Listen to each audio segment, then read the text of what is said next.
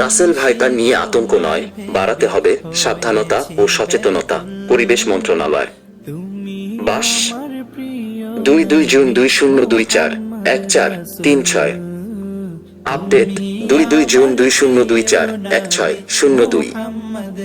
Facebook sharing button, Messenger sharing button, Twitter sharing button, WhatsApp sharing button. Dhaka 22 June 2024। বাস দেশের বিভিন্ন অঞ্চলে Russell viper প্রজাতির সাপের উপদ্রব ও মানুষের উদ্বেগ বেড়ে যাওয়ার পরিপ্রেক্ষিতে প্রয়োজনীয় তথ্য ও দিক নির্দেশনা প্রদান করেছে পরিবেশ, বন ও জলবায়ু পরিবর্তন মন্ত্রণালয়। নির্দেশনায় বলা হয়েছে, রাসেল ভাইপারের উপস্থিতি উদ্বেগজনক হলেও এটি মনে রাখা গুরুত্বপূর্ণ যে মানুষের সঙ্গে এই সাপের মুখোমুখি হওয়ার সম্ভাবনা কম। এই সাপ সাধারণত নিচু ভূমির ঘাসবন, ঝোপ জঙ্গল, উন্মুক্ত বন, কৃষি এলাকায় বাস করে এবং মানুষের বসতি এড়িয়ে চলে। সাপটি মেটে রঙের হওয়ায় মাটির সাথে সহজে মিশে যেতে পারে।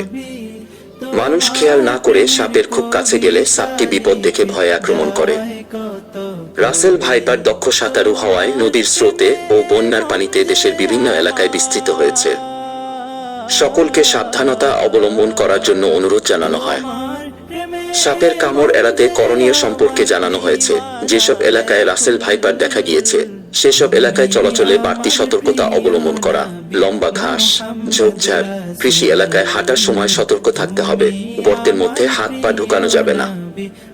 এছাড়া সংশ্লিষ্ট এলাকায় কাজ করার সময় বুট এবং লম্বা প্যান্ট পরতে হবে। রাতে চলাচলের সময় অবশ্যই টর্চ লাইট ব্যবহার করতে হবে।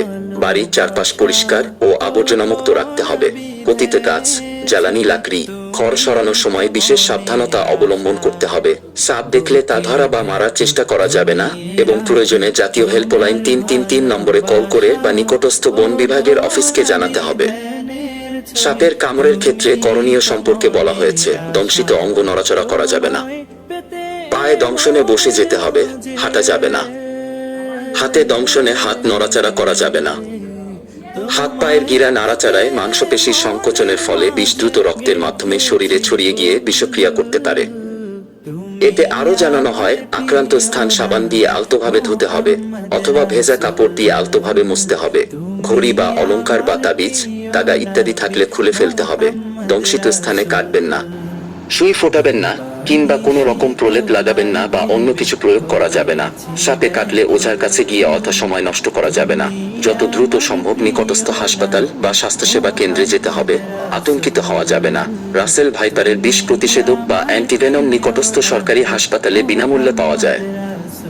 রাসেলস ভাইপারের প্রাদুর্ভাব কমাতে করণীয় সম্পর্কে বলা হয়েছে। বেজি, উই সাপ, বাগদাস, গন্ধগোকুল, বন বিড়াল, মেছো বিড়াল, তিলানাগ ঈগল, সারস, মদন টাক এবং কিছু প্রজাতির সাপ রাসেলস ভাইপার খেয়ে এদের সংখ্যা নিয়ন্ত্রণে রাখে। এসকল বন্যপ্রাণীকে মানুষের নির্বিচারে হত্যার কারণে প্রকৃতিতে রাসেল ভাইপার বেড়ে যাচ্ছে। তাই বন্যপ্রাণী দেখলেই অকারণে তা হত্যা, এদের আবাসস্থল ধ্বংস করা থেকে বিরত থাকতে হবে। এতে আরো জানানো হয়, রাসেলস ভাইপার বন্যপ্রাণী সংরক্ষণ ও নিরাপত্তা আইন 2012-এর 6(1) ধারা অনুযায়ী সংরক্ষিত প্রাণী। রাসেলস ভাইপার ইঁদুর খেয়ে যেমন ফসল রক্ষা করে, তেমনি পরিবেশের ভারসাম্য রক্ষা ও জীববৈচিত্র্য সংরক্ষণে গুরুত্বপূর্ণ ভূমিকা পালন করে। এই সাপের বিষ হতে অনেক জীবন রক্ষাকারী ঔষধ তৈরি হয়। সাপ মারা দণ্ডনীয় অপরাধ, সাপ মারা হতে বিরত থাকুন। এ বিষয়ে স্বাস্থ্য ও পরিবার কল্যাণ মন্ত্রী ডা. সামন্ত লাল সেন বলেছেন, দেশে পর্যাপ্ত পরিমাণ বিষ প্রতিষেধক বা অ্যান্টিভেনম আছে এবং সব জায়গায় হাসপাতালগুলোতে অ্যান্টিভেনম রাখার নির্দেশ দেওয়া হয়েছে। পরিবেশ, বন ও জলবায়ু পরিবর্তন মন্ত্রী সাবের হোসেন চৌধুরীর নির্দেশনায় বাংলাদেশ বন বিভাগ পরিস্থিতি মোকাবেলায় বিভিন্ন পদক্ষেপ গ্রহণ করছে।